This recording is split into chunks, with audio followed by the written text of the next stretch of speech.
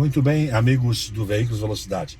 Estou aqui com o meu colega Guilherme Roquette. Parceiro, tudo bem? Vamos lá.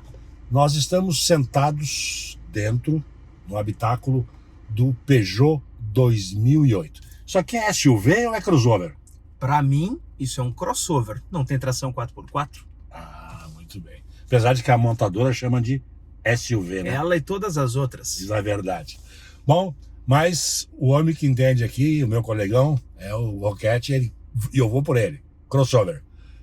Esse aqui é a primeira versão depois que a Stellantis assumiu o controle da SPA, que era a empresa francesa instalada no Brasil, que fabricava Citroën e Peugeot lá no Rio de Janeiro e em Porto Real. Será que nós vamos encontrar diferenças, Guilherme, em relação à montadora anterior, que era só francesa? Se eu for começar a tocar aqui, talvez a gente encontre. Mas aí vai da filosofia de cada uma das marcas ou de cada um dos grupos que detinha essa marca aqui. Porque eu sempre disse, e você concordava comigo, que a agilidade da antiga FCA, Fiat Chrysler Automóveis, fazia com que eles tivessem uma certa liderança de mercado em função exatamente de mudanças rápidas tecnológicas para atender a demanda de mercado. Bom, agora a gente vai ver o seguinte, se o acabamento está igual aos Peugeot que a gente tinha antes, ou se eles mudaram o padrão para poder se adequar num outro patamar. De qualquer forma, para encerrar, os números que as fábricas estão nos mandando dizem que houve um crescimento considerável de aceitação no público como consequência comprando esses veículos. Vamos ver então. Vocês vão ficar agora com o Guilherme Roquette.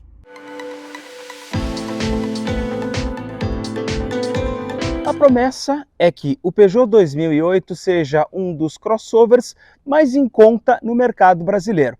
Para isso, o que a marca fez? Colocou esta versão aqui no meio da gama, entre a versão mais barata, a Allure, que você também vai ver aqui no nosso canal em uma avaliação apenas de primeiras impressões, e a topo de linha, a Grife. Esse aqui é o Peugeot 2008 Style, a mesma versão, aquela que está fazendo bastante sucesso no hatch, no Peugeot 208. Vamos conhecer um pouco então sobre esse modelo aqui. Começando a olhar este carro aqui pela frente, a gente percebe que os faróis eles se diferenciam das outras versões porque tem esta parte inferior aqui escurecida, assim como aquela máscara negra que a gente chamava em outros carros tempos atrás. Mas o farol ele segue o mesmo desenho, tem a iluminação em LED aqui, que serve como lanterna ou como a luz diurna, bloco elíptico para o farol baixo e a luz alta aqui incandescente. Esse carro ainda mantém aqui, ó, o farol de neblina em iluminação halógena, mas nesse conjunto mais tradicional, mas que ainda assim é bastante útil e é bastante funcional, porque o farol de neblina tem sim bastante função para poder complementar a iluminação do carro. E também a gente tem aqui a grade que a Peugeot chama de Dark Chrome, é uma grade totalmente ela em preta, tem uns detalhes aqui cromados escurecidos, inclusive o próprio logo da Peugeot aqui também é escurecido. E a gente vai ver daqui a pouco que o teto desse carro, como já dá para ver daqui, também é pintado em preto. Pela lateral, a gente percebe que o 2008 mantém aquela ideia dos apliques em plástico sem pintura na lateral. E isso é bastante útil, principalmente por causa daqui das portas. Ó. Quando a gente abre aqui as portas, esse aplique ele vem junto e ele evita, por exemplo, que a gente possa encostar em uma guia de calçada. Inclusive aqui na porta de trás, ele chega a cortar um pouco do aplique ali do paralama para nos trazer junto aqui com a porta e também na parte de baixo. Isso facilita bastante para que a gente não dê uma encostada com este carro aqui, como eu disse, em uma guia de calçada. Nesta versão Style, a gente tem o emblema da versão aqui no paralama, os espelhos retrovisores pintados em preto, é um preto metálico, inclusive com repetidor de seta. A gente tem aqui a barra no teto flutuante e a antena lá atrás. Além disso, todo o teto do carro, que a gente percebe aqui, é pintado em preto nessa versão, assim como as rodas deste carro aqui, um conjunto que também é pintado em preto. E olhando esse carro nesta posição de lado, a gente percebe que com este tom cinza, que é o lançamento para esse modelo, ele fica bastante interessante.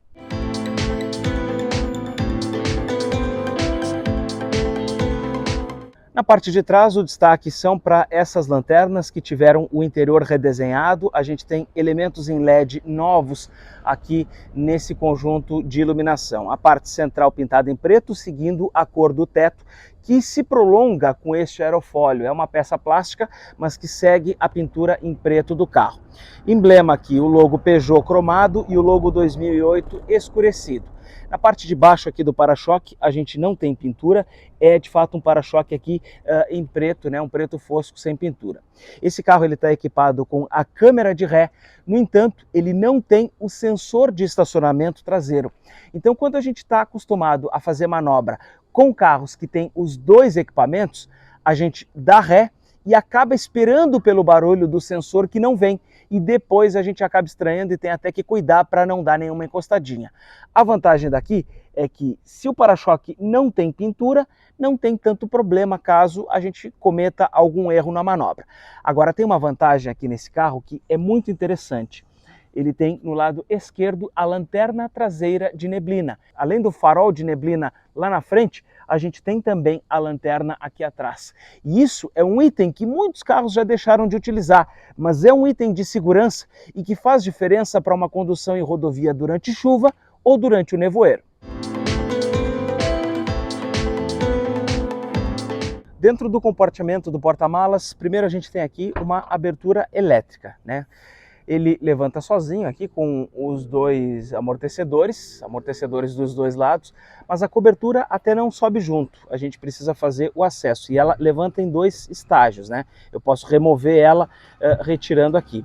O espaço, aparentemente, ele é bastante interessante, porque ele é comprido e o Peugeot tem uma grande vantagem. Se a gente precisar colocar algum item aqui, como o para-choque, né, o corte do porta-malas vai até a parte de baixo, até aqui o para-choque, então fica muito fácil da gente chegar com algum equipamento, com alguma carga que a gente precise colocar no porta-malas. Essa abertura é muito próximo do que a gente tinha tempos atrás nas próprias Station Wagons, em que o corte do porta-malas ia até a parte mais inferior aqui do para-choque. Então esse tipo de desenho facilita para que a gente ponha mala, para que a gente ponha algum tipo de carga de supermercado, por exemplo.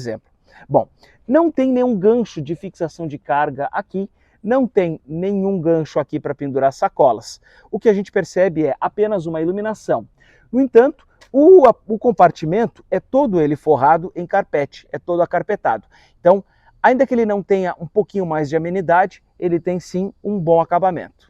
Agora, dentro aqui do Peugeot 2008, a gente percebe, primeiro, um couro misturado com tecido nessas partes aqui do banco, a parte central em tecido, a parte mais de fora em couro, e ficou um conjunto realmente bastante interessante. A porta, a gente tem aqui muitos elementos em plástico, né? Uma sobreposição, inclusive, de plástico. O único elemento que é mais sensível ao toque é o almofadado, é essa parte aqui onde a gente vai apoiar os cotovelos. Agora tem um detalhe que a gente percebe que os Peugeots talvez tenham retrocedido em algumas situações. Aqui, ó, exatamente no puxador da porta, o acabamento não é perfeito. Ele tem algumas rebarbas, o encaixe não é perfeito. Outros locais onde a gente encontra rebarbas são aqui próximo da alavanca do freio de mão, justamente nesse ponto aqui em que o banco acaba encostando. Não que a gente vá colocar a mão aqui, mas se cair uma moeda, por exemplo, a gente vai precisar. E também a gente percebe no toque em si deste carro que o acabamento não é exatamente um primor. Agora eu não estou dizendo isso com o intuito de dizer que o carro é ruim. Não, eu estou fazendo uma constatação para que você, antes de comprar o carro, possa saber o que está comprando. Porque não é um problema o acabamento ter algumas rebarbas. O problema é quanto custam essas rebarbas. O volante ele tem esse diâmetro menor, é forrado em couro e tem esse aplique aqui cromado. Direção elétrica, olha só, bastante macia. E ele vem justamente com a ideia aqui do Peugeot 2008, uma ideia da própria Peugeot, de fazer o que eles chamam de iCockpit, fazer com que o volante fique mais para baixo e eu consiga enxergar o painel de instrumentos por cima do volante. Então qual é a ideia aqui? Que eu consiga colocar o banco e o volante, que o banco tem ajuste de altura e o volante aqui ó, tem ajuste de profundidade. Então eu consigo colocar ele em uma posição no qual eu não vou enxergar pelo meio do volante os instrumentos, eu vou enxergar por cima do volante. Então a gente fica aqui realmente numa posição mais interessante, porque é diferente dos outros carros. O próprio motorista, com essa função, acaba ficando mais recuado para trás, porque para que ele encontre esta posição de enxergar o iCockpit por cima do volante, ele precisa se projetar mais para trás. Então talvez isso cobre um pouco lá no espaço do banco traseiro. Mas como eu falei um pouco dos plásticos desse carro, não tem nada luxuoso. Tudo aqui é simplificado, é um plástico rígido. Aqui, ainda que a gente tenha um black piano nesse entorno e alguns acabamentos em tom cinza aqui. E se a gente for ver aqui, ó, nas saídas do ar-condicionado, esse outro tom cromado, não é exatamente uns plásticos que a gente percebe com um encaixe perfeito. Eles têm um encaixe relativo, né? Não é nada premium, não. São um conjunto bastante simples que a gente percebe aqui dentro desse carro. Agora, vamos olhar um pouco para o painel de instrumentos dele. A gente pode observar ali o seguinte, ó, aqui o painel, como ele é o iCockpit, então a gente tem que acabar observando ele por cima do volante. E aí o que a gente tem aqui? No lado esquerdo, o marcador da temperatura do motor, no lado esquerdo ainda o contagiros do motor analógico. No centro a gente tem aquela tela e depois no lado direito o velocímetro e o marcador de combustível. E a tela do computador de bordo ao centro não é uma tela de alta resolução, é aquela tela com um número de calculadora que a gente já viu em outros carros. Não tem, por exemplo, uma resolução mais alta ou qualquer tipo de cor. A gente tem ali a indicação da hora, bem na direita a indicação do câmbio, o velocímetro digital, o odômetro do carro e o computador de bordo, que aí ele vai ser acionado pela ponta aqui da alavanca do limpador de para-brisa. E através então dessa haste eu vou conseguir alternar bem na direita e embaixo, naquela posição ali, ó, do odômetro parcial, eu vou então conseguir alternar entre o odômetro parcial, a autonomia do carro, quantos quilômetros com litro eu estou fazendo da média instantânea, a média de acumulada, né, a média já de mais tempo com o carro, e aí volto aqui para a velocidade média e também aqui volto para o odômetro parcial. São poucas funções. O sistema multimídia, ele tem uma boa resolução, mas tem poucas funções. Primeiro a gente vê aqui a tela então do rádio. Depois, quando a gente estiver com algum instrumento pareado, eu posso fazer a navegação. Não tem navegação embarcada aqui. Vamos voltar aqui. Configurações nesse modelo aqui, no 2008 Style, são poucas. Apenas configurações aqui da tela e criação de perfis diferentes. Voltando para o menu, eu tenho o acesso ao telefone quando ele estiver com o seu aparelho pareado. Posso voltar aqui para o menu, eu tenho algumas aplicações, no caso vou acessar o Android Auto e o Apple CarPlay também, quando a gente estiver com esse pareamento realizado. E aqui nas configurações do veículo, muito pouca coisa. Diagnóstico, algumas mensagens com possíveis anomalias, ajustes de velocidade memorizadas para que o carro te dê algum tipo de alerta, ou ainda aqui parâmetros do veículo, se eu quero que as luzes diurnas se acendam quando ele liga, ou se eu quero, por exemplo, que o limpador de para-brisas traseiro, o limpador traseiro, se acione quando a gente engatar a ré e estiver com o limpador da frente acionado. Poucas funções, uma tela bastante simples e que não é exatamente aquilo de mais avançado que a gente já vê com conectividade, com internet a bordo. Não, aqui é realmente uma condição bastante simples. O som, em compensação, tem boa qualidade com bons graves. Os 4 vidros do carro são elétricos, mas só o do motorista tem o estágio para o levantamento e também para baixar de forma automática. Vamos olhar para esse vidro aqui atrás. Olha só, eu posso baixar, mas no momento em que eu solto o botão, ele para de baixar. E a mesma coisa para subir. Quando eu solto o botão aqui, ele para de subir. Então, só o botão do motorista, o vidro aqui do motorista, tem esse controle automático. O resto todo, o motorista tem que levantar o botão e ficar segurando. Os controles da mídia aqui para levantar o volume, para mudar a estação do rádio ou mudar a música que estiver ouvindo estão aqui no volante. Aqui atrás eu tenho o acionamento das luzes e os limpadores. Aqui no painel eu tenho o ar-condicionado e aqui sim uma vantagem, ele é automático de dupla zona. Então eu posso programar aqui, ó, uma temperatura mais alta no lado direito e deixar o lado esquerdo com uma temperatura mais baixa. Ou então apertar aqui, reduzir as duas temperaturas e manter as duas no mesmo ponto. Aqui eu tenho uma entrada USB nesta parte aqui de baixo, tenho também aqui, ó, porta-copos, mais um compartimento aqui para que a gente encaixe celular. Só que esse porta-copos aqui é pequeno demais, eu acho, até que ele talvez não encaixe bem. O câmbio automático, aqui os dois modos de condução Sport e Eco são acionados por aqui. Isso não é muito intuitivo porque ele está deslocado, esses botões, mas a gente vai ver isso em funcionamento. Depois um console, como não tem nenhum material aqui suave ao toque, se a gente colocar alguma coisa aqui ele pode ficar batendo. E o mesmo vai acontecer aqui, ó, com essas chaves aqui. Isso quando a gente estiver rodando com ele num paralelepípedo ou num piso irregular, ele vai acabar batendo. Agora vamos olhar lá atrás. Então a gente vai começar aqui olhando a abertura da porta. Não é tanto aos 90 graus, mas ainda assim é razoável. Vamos ver como é que é o espaço aqui. Primeiro achei o banco mais baixo do que poderia ser, né? Ele não fica tão alto quanto em outros modelos. Não tem muito espaço para as pernas, porque o iCockpit obriga o motorista a botar o banco mais para trás para poder dirigir, e com isso acaba roubando um pouco do espaço aqui para os ocupantes traseiros. Ainda que o banco, como eu gosto de dirigir mais alto, né, então eu consigo colocar os pés mais para baixo, mas a gente percebe aqui, ó, que o assento do banco acaba ficando encostando aqui nas minhas canelas. Alças no teto tenho nas duas posições de trás, lá na frente não tem. O interior é claro, porta-revistas eu tenho aqui. Agora, fora isso, não tem tanto mistério. O banco tem um comprimento adequado, né? Se ele for muito mais para frente, ele vai tirar o espaço aqui, então não tem como ser muito diferente disso. O conforto é relativo, né? O banco não é anatômico, como a gente já viu em modelos da Toyota, que abaixa um pouquinho, né, para a gente poder sentar. E aqui na porta, tudo em plástico rígido, com exceção deste ponto que a gente vê aqui, onde está o nosso contato. E aqui um espaço para colocar carteira, não é profundo, então não tem como colocar, por exemplo, uma garrafa.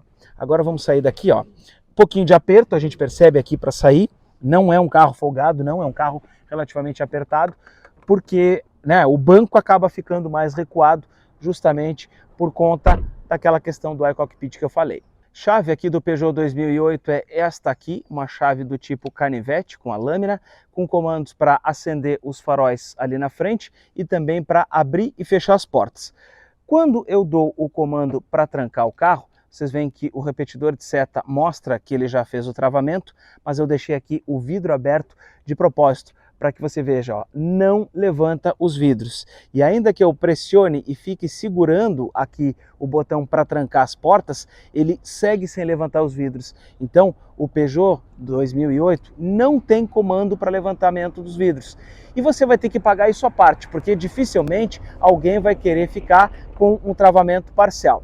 Uma vantagem que ele tem é que, para que eu possa encontrar o carro no estacionamento, eu fico apertando aqui no botão de trancar e ele pisca as luzes de seta para que a gente possa então chamar mais atenção e encontrar o carro caso ele esteja perdido. Bom, destravamento das portas, o mesmo esquema, eu destranco por aqui pelo controle remoto e aquela função que outros carros têm de ficar segurando o botão aqui e baixar os 4 vidros, aqui no 2008 não tem. A versão Stile é a única com a possibilidade de ter 2 motores e o dono pode escolher qual que ele quer.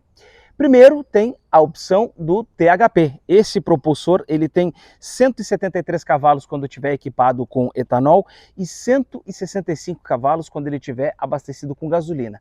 Esse motor turbo THP ele é bastante consolidado, já estava na linha da Peugeot e também da própria Citroën há bastante tempo, faz o 2008 virar um foguete e ele está disponível então na versão Griffe ou na versão Stile, mas neste carro o que a gente tem aqui embaixo do capô é o motor 1.6 16 válvulas, que também é o motor que equipa a versão mais de entrada, a versão Allure. Olhem bem para essa capa aqui e vejam se vocês já não viram este motor antes, pois com 120 cavalos quando estiver abastecido com etanol e com 113 cavalos quando ele estiver abastecido com gasolina, este 1.6 16 válvulas acompanha a linha da Peugeot Citroën há bastante tempo, desde quando os carros começaram a ser fabricados aqui no Brasil. Então ele é um motor que tempos atrás os mecânicos achavam que era mais difícil de mexer, ele era mais chato, porque os carros eram mais apertados, tinham menos espaço aqui no cofre. Bom, o tempo passou e, por óbvio, muita gente já deu manutenção para esse conjunto propulsor. E com o tempo também ele acabou sendo um pouco mais aperfeiçoado pelas duas marcas. E a gente tem hoje um propulsor que não é tão problemático assim quanto ele já foi tempos atrás. Ele já está mais confiável, já está mais consolidado e, como eu disse, com mecânicos mais acostumados a fazer uma manutenção nesse conjunto propulsor. Então, ainda que ele não seja um turbo THP e não tenha de fato o mesmo desempenho, a gente tem aqui uma mecânica que talvez já esteja um pouco mais consolidada para uma futura manutenção sem tantas surpresas quanto ele já foi tempos atrás. Começando a falar aqui desse modelo, antes da gente arrancar com o carro, eu preciso dizer que a câmera de ré dele é uma câmera de relativa resolução. A gente tem até uma boa imagem, uma imagem com um bom ângulo. Como eu falei, o que fica devendo mesmo é o fato dele não ter, por exemplo, os próprios sensores de estacionamento traseiro. Agora, uma das vantagens que eu percebo que a gente tem aqui no Peugeot é justamente o fato dele ter uma direção bastante macia. E isso é interessante porque agrada a condução. Olha só, consigo virar esse volante bem pequenininho, fica fácil, ele vira bem, ó, e consegue fazer uma manobra, por exemplo, um retorno em uma esquina de maneira muito tranquila. Agora, quando a gente anda nessa condição de piso irregular, olha só, a gente percebe uns certos ruídos aqui dentro do carro. O ruído, um pouco da suspensão passando pelas imperfeições. A gente também consegue sentir que tem algumas vibrações. Um pouco, olha só, da vibração do acabamento a gente percebe uma vibração interna aqui maior do que em outros carros que a gente já experimentou. Então, nesse aspecto assim de isolamento interno, do isolamento acústico do modelo, ele deixa um pouco a desejar. Mas, em compensação, a suspensão, tanto ali atrás no piso irregular, quanto aqui andando no asfalto, ela é mais macia. Ela não é uma suspensão tão dura quanto a gente via tempos atrás em outros carros da Peugeot. Então ela não lembra tanto, por exemplo, quando a gente andava num Peugeot 206, quando a gente andava até talvez num Peugeot 307, que era um hatch médio, né? A gente tinha uma condição um pouco melhor ainda. Mas carros da Peugeot normalmente tinham uma suspensão mais firme, eram mais grudados no chão. Esse dá um pouco mais suave em termos de condução. Outra questão é a visibilidade desse carro. Vou falar daqui a pouco do iCockpit, mas aqui eu percebo o seguinte: para-brisa grande, o vidro traseiro aqui com o espelho retrovisor consegue me mostrar todo o vidro, né? O espelho retrovisor aqui consegue me mostrar exatamente toda a dimensão do vidro lá atrás. E aqui tem um outro aspecto. O espelho retrovisor aqui externo, lateral, como ele não está preso lá na coluna A, ele está mais recuado, mais próximo aqui do motorista, através deste vidro aqui, eu consigo uma visibilidade maior dos carros que estão à minha frente ou se alguém estiver passando por mim. Porque ele não quebra a visão para frente do motorista. O espelho está mais recuado, então eu consigo olhar nessa diagonal aqui por dentro. E os espelhos em si também têm uma boa dimensão. É um carro que nos oferece uma condição bastante tranquila, porque a visibilidade é boa e a gente não consegue se perder com ele.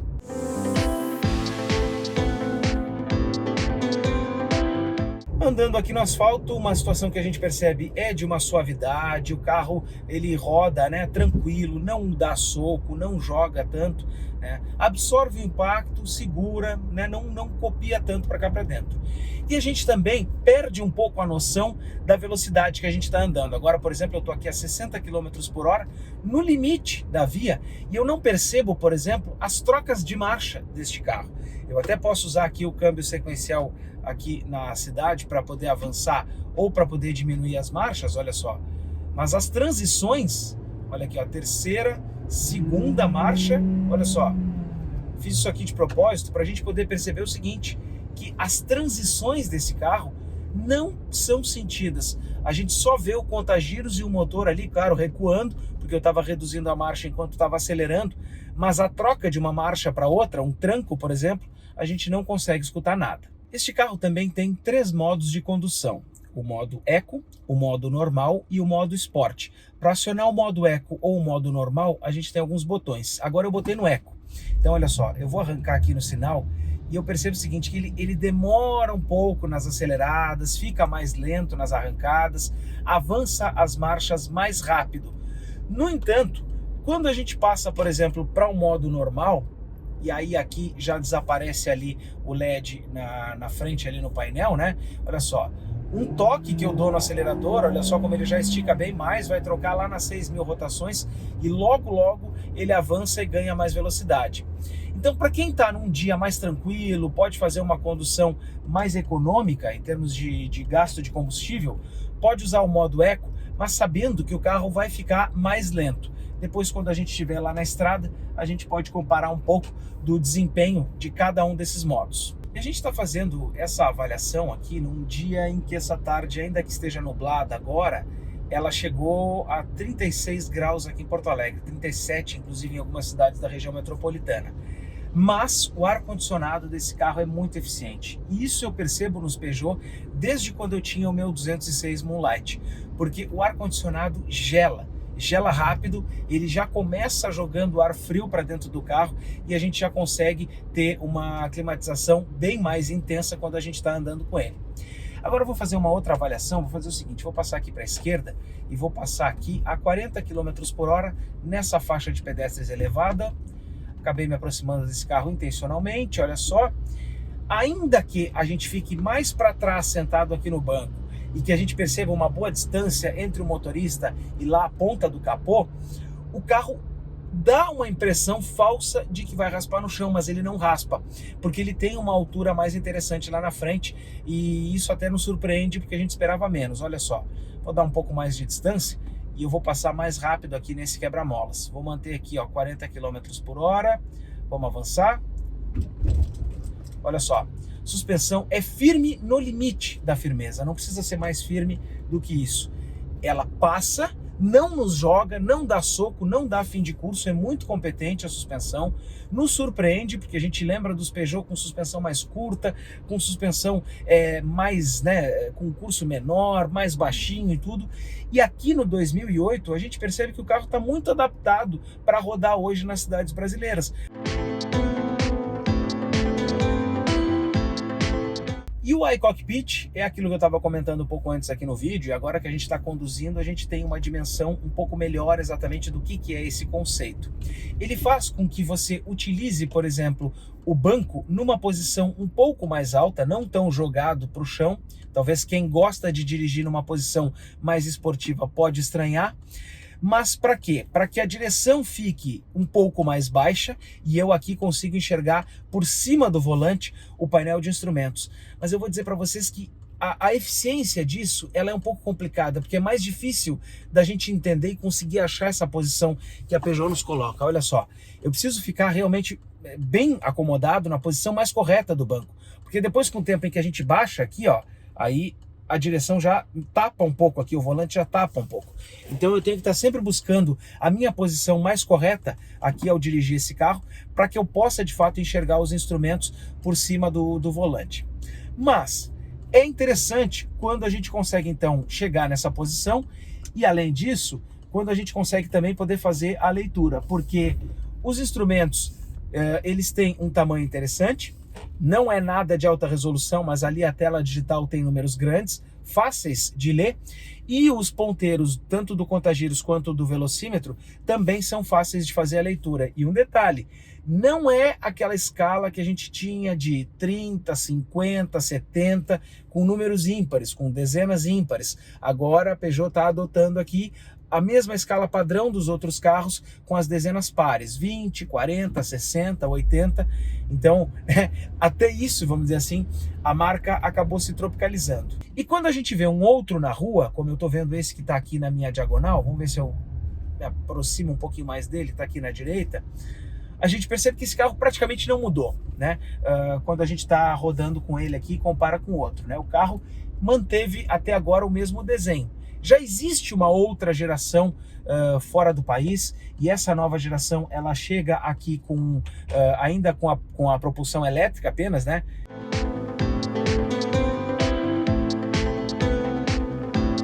Ainda que, por exemplo, a gente tenha um carro que não seja o mais atualizado, o mais moderno em termos de desenho, por exemplo, ou com o desenho mais recente, a gente tem um carro maduro. E essa comparação é interessante da gente poder fazer, porque o carro, ao longo do tempo, ao longo da vida dele, a marca consegue aperfeiçoar, consegue ter um retorno dos clientes, consegue ter uma percepção daquilo que as pessoas estão dizendo e vai amadurecendo o projeto. E o que eu consigo ver neste modelo aqui é que o projeto está bem maduro. O câmbio automático não dá tranco, por exemplo, quanto aquele AL4 do Peugeot 206 antigo, que era bem pior. Aqui ele é muito suave, muito competente. O carro não tem ruído, o carro está muito mais macio e nos surpreende até, porque quando eu fui pegar eu pensava que era diferente. E a gente vai se encaminhando aqui para o percurso de rodovia, mas antes eu preciso falar um pouco das médias de consumo desse carro, e já tem um detalhe aqui que eu percebi no computador de bordo, que cada vez que você dá a partida no computador de bordo, ele sempre volta ali para o odômetro parcial. Então se você está acompanhando, por exemplo, a sua média de consumo, parou, foi na farmácia e voltou, vai olhar para lá e vai ver aqui ó, que ele está no odômetro parcial. E aí para isso tem que vir aqui, mudar a função, vai passar pela autonomia, consumo instantâneo e aqui o consumo médio do carro. Estou rodando dentro da cidade, o carro ficou ligado muito tempo, como se a gente estivesse num trânsito mais intenso. O resultado, 6,3 km com litro de gasolina. É um consumo muito alto, mas por quê? Porque a gente está andando num trânsito de fim de tarde. Mas eu cheguei, durante o tempo que eu fiquei com este carro, a fazer médias de 9 a 10 km com litro com ele, andando no modo eco. Então, a gente percebe o seguinte, que se você for exigir mais, for usar o modo esporte ou o modo eco dentro da cidade, este motor de concepção e de desenho mais antigo vai cobrar um pouco do preço, ele não vai ser econômico para rodar dentro da cidade. Em compensação, se você se adequar e conseguir se acertar para rodar um pouco mais no modo eco, aí ele vai te entregar um consumo um pouco melhor. Vamos para a estrada agora.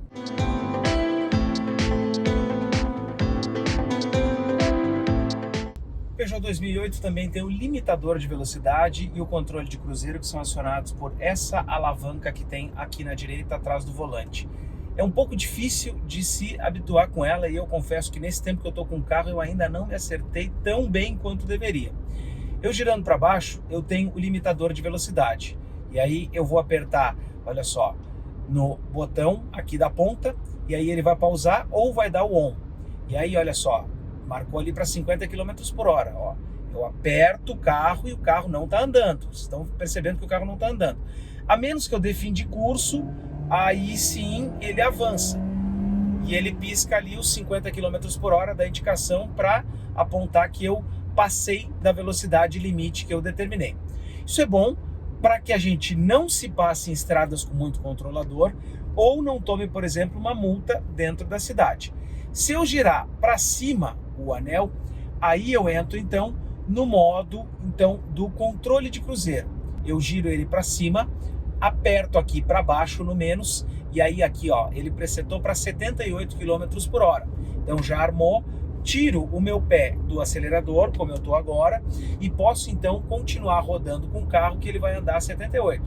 Olha só, se eu quiser mais velocidade, eu vou apertando aqui, olha só, programo para 90 km por hora e o carro segue rodando aqui, vai chegar nos 90 km por hora, vai acelerar sozinho e vai manter essa aceleração.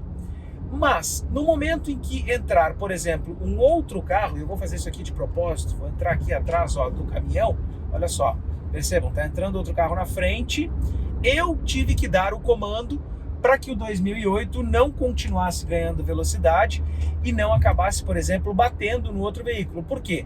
Porque os comandos desse carro não são adaptativos. A gente não tem um radar frontal, a gente não tem nenhum tipo de assistência que seja adaptativa ou de condução semi-autônoma. E também a gente não tem aqui aqueles alertas de manutenção e manter o carro na faixa, a gente também não tem alerta de tráfego no ponto cego, a gente também não tem aquele radar para caso a gente se aproxime muito rápido de um veículo, o carro possa fazer uma frenagem automática. Nós não temos esses sistemas. Agora, nesse trânsito de final de tarde aqui com bastante movimento, a gente percebe o seguinte, que aquela característica que a gente viu lá dentro da cidade de ouvir pouca coisa aqui dentro se mantém, mas aqui na estrada a gente já ouve um pouco mais a rolagem dos pneus, a gente já sente que o carro, né, emite um certo ruído. A vantagem é que aqui a gente não ouve ruído do acabamento, como a gente via lá em piso irregular.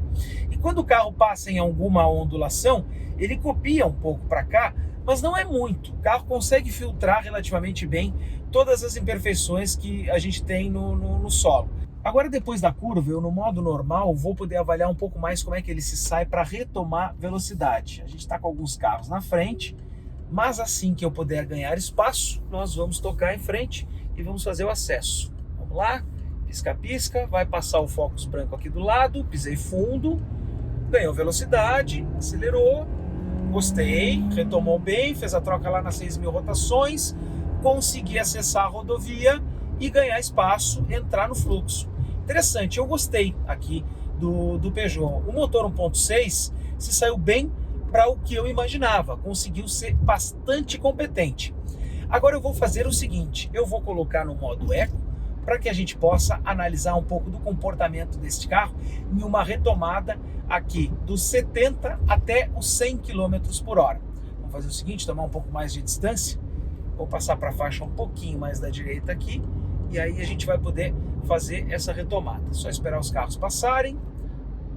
Acho que agora sim a gente já tem um pouco mais de espaço, então vamos fazer o seguinte, vamos baixar aqui para 60 km por hora, 63, afundei o pé, olha como no Eco ele demora um pouquinho, 70 agora, mas ainda assim ele vai, tem um segundo estágio, apertei até o fundo, ó, cheguei nos 100 km por hora, ele não chegou nem a fazer a troca de marcha, porque ele não reduziu no modo Eco. Agora eu passei para o modo normal, eu vou fazer de novo a mesma aceleração, vou baixar aqui para 60 km por hora, acelerei fundo de novo, já empinou um pouco mais à frente, acelerou um pouco mais, conseguiu ganhar velocidade um pouco melhor, fez a troca nas 6.000 rotações porque ele reduziu a marcha antes, no modo Eco ele não reduziu, e aí sim a gente baixou aqui a marcha. Agora o que eu fiz? Acionei o modo Sport e vou fazer novamente a mesma coisa, a mesma retomada aqui. Vamos ver se eu vou conseguir baixar tanta velocidade aqui, ó. Eu já vejo que eu reduzindo a velocidade ele já baixa mais, 60 de novo, vou acelerar tudo, já esticou mais as marchas, trocou nas 6.200 rotações, continua acelerando e mantendo o giro mais alto, cantando bastante, aí ele vai trocar quase lá nas 6.300 rotações, avançando um pouquinho da faixa vermelha. O modo Sport dá tanta diferença assim em termos de retomada? Não. Se a gente for olhar talvez no número, vai ser pouca diferença, mas ele aumenta um pouquinho o giro. Se ele trocava antes, um pouquinho antes das 6.000 rotações no modo normal, lá no modo Sport ele vai passar das 6.000 rotações para poder trocar de marcha. Então com isso a gente tem aqui um pouco mais, né, um ganho um pouco maior em termos de desempenho.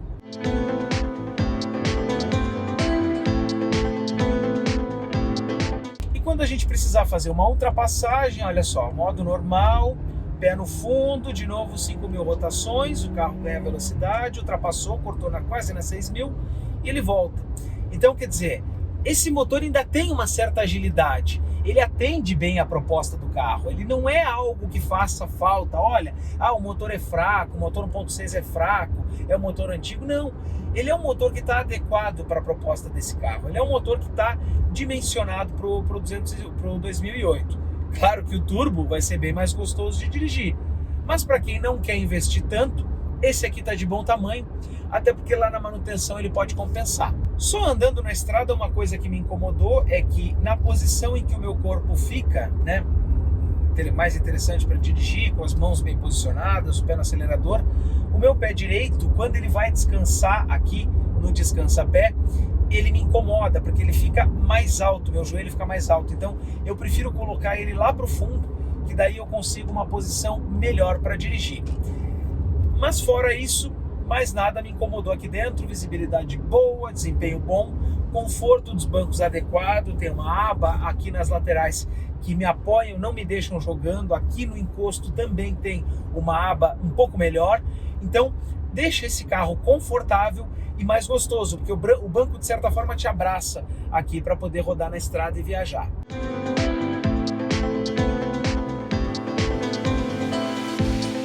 Antes de fechar o teste, um pouco desse consumo rodoviário, e aí puramente rodoviário, 13,7 km com litro de gasolina aqui no Peugeot 2008.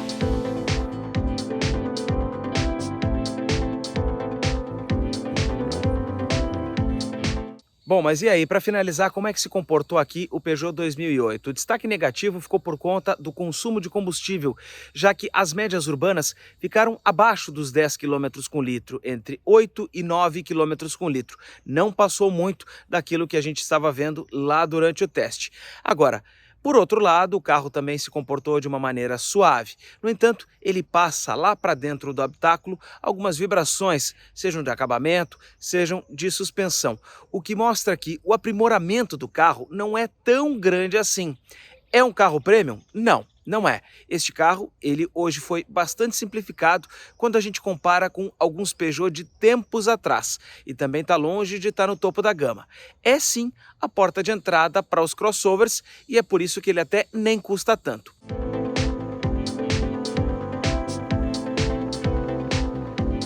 Gostou da avaliação?